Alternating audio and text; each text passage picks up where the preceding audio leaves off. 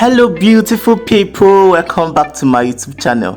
So guys, today we are going to be trying out this Slit throat effect, and guys, it's super real, like it's a realistic slit throat effect.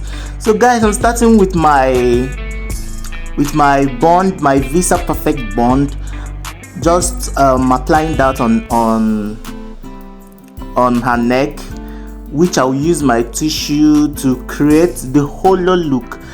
And this tissue, I'm just using it to create the wound, the hollow look of the wound, so that it will look so real, in short, hyper real. So I'm using the bond to stick the tissue to the neck, and that's basically what I'm doing now, guys. So that's it. And guys, please, when you're doing this, do not be afraid. Just be free with your bond. Don't be afraid. Don't feel like it will turn out bad or something like that. Just go in and do your thing. It's super simple, and I swear it's super simple. If you can see this tutorial and follow all the steps, you can get it. You will be able to do it perfectly fine. So I assure you guys. And guys, I'm still going in with that bond to create the second look.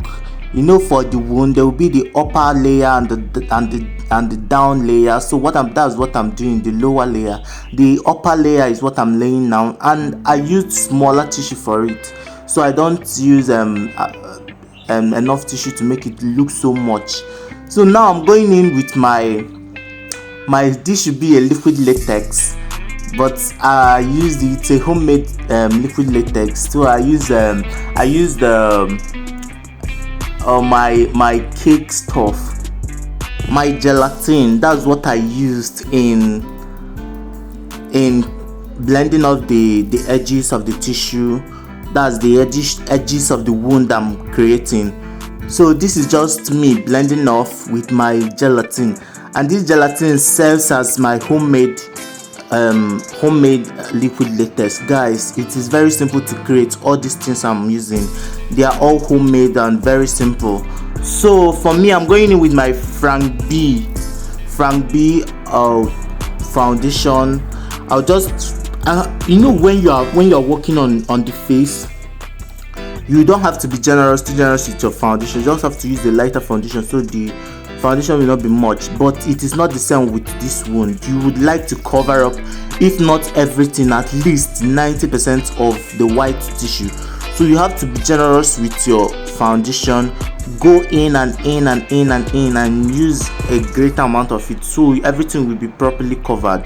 Or you can blend off. Can't you see the neck now? Even though it's not covered completely 100%, it is at least covered 90%. Now more than 90% of it is covered. So now I'm using my brush, the tip of my brush, to create that hollow look. Bring the tissue down, because that is where the wound will be. So that's what I'm doing now, guys, creating the hollow look and kind of making it look so deep, just like dipping the wound. And now I'm using this my Zaron eyeliner. It's a black eyeliner. I will use it to create a deeper realistic wound. Like, I will make the neck deeper using this black thing. So I'll just place it inside the corners of the wound. It will make it look so hollow and deep, so even when you look at it from afar, it will be so deep.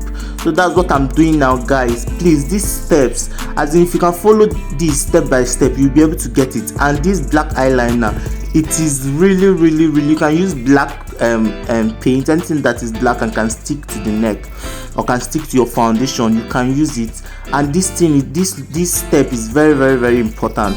So guys, now I created this homemade. I used gelatin, but I didn't mix it with hot water, so I used gelatin. Very soon I'll be creating I'll be making a video and show you guys how I was able to get this all homemade, my gelatin, which is serving as a liquid latex, how I was able to mix it. And then this blood gel, that is what I am applying now, blood gel. I also did it with gelatin, but I didn't put hot water inside. I used just cold water and I left it for some days and kind of swell up and became this jelly. So that's what I did. But I didn't just use only gelatin. I also added my corn syrup inside. You can use corn syrup, you can use anything, all those baking something that is very close, baking products that is very close to corn syrup. So that is what I used now.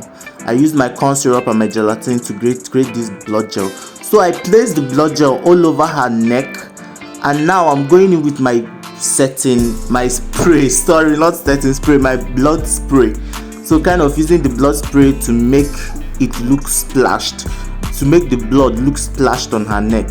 I wouldn't want to use too much blood. If not, I would have just poured it inside the wound because I want it to be hyper real.